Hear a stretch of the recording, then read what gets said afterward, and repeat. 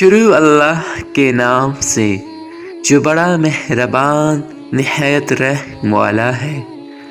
حضرت انس رضی اللہ تعالیٰ عنہ فرماتے ہیں کہ ایک مرتبہ حضرت فاطمہ رضی اللہ تعالیٰ عنہا نے حضور صلی اللہ علیہ وسلم کو جو کی روٹی کا ایک ٹکڑا پیش کیا۔ آپ صلی اللہ علیہ وسلم نے فرمایا، یہ پہلا کھانا ہے جسے تمہارے والد 3 دن کے بعد کھا رہے ہیں۔ طبرانی کی روایت میں یہ بھی ہے کہ حضور صلی اللہ علیہ وسلم نے فرمایا، یہ کیا ہے؟